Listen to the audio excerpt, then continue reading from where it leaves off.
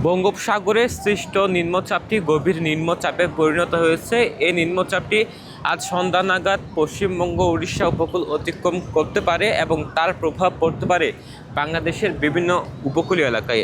আবহাওয়া অফিসের বিজ্ঞপ্তিতে যেমনটি জানানো হচ্ছে, এর প্রভাবটুকু বাংলাদেশের বিভিন্ন উপকূলে পড়তে পারে এবং বাতাসের গতি বাড়তে পারে, দমকা হাওয়া বয়ে যেতে পারে আজকে সন্ধ্যা নাগাদ, এটি আবহাওয়া অফিস বলছেন।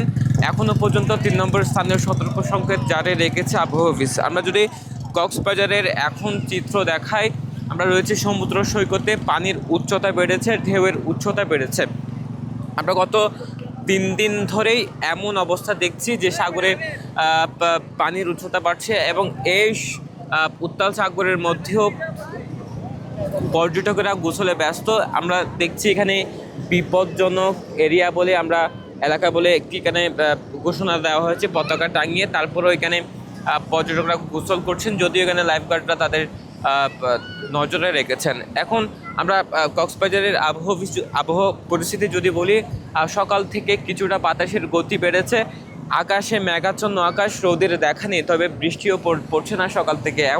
এবং আবহাওয়া অফিসের সর্বশেষ যে বিজ্ঞপ্তি সেটি অনুযায়ী মূলত সন্ধ্যার পর থেকেই বাতাসের গতি বাড়তে পারে, দমকা হাওয়া বয়ে যেতে পারে। সেটি যে বঙ্গোপসাগরের যে নিম্নচাপটি সৃষ্টি হয়েছে সেটি উড়িষ্যা এবং পশ্চিমবঙ্গ উপকূল অতিক্রমের যে প্রভাব সেটি মূলত বাংলাদেশের বিভিন্ন উপকূলে পড়তে পারে।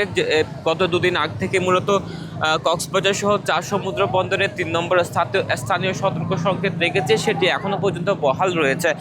আমরা আবহাওয়া অফিসের সাথে কথা বলেছিলাম, তিনি যেমনটি বলছেন, যদিও খুব বেশি ঝুঁকিপূর্ণ অবস্থানে নয় কক্সবাজার কিংবা বাংলাদেশের উপকূলীয় এলাকাগুলো, তবে বাতাসের গতি বাড়তে পারে এবং সন্ধ্যা নাগাদ যে বাতাসের গতি বাড়ার কারণে বৈদ্যুতিক খুঁটি সহ বিভিন্ন ধরনের গাছপালা ভেঙে যেতে পারে, এমনটিও তিনি ধারণা করছেন এবং আশঙ্কা করছেন, আগে থেকে সতর্ক করছেন।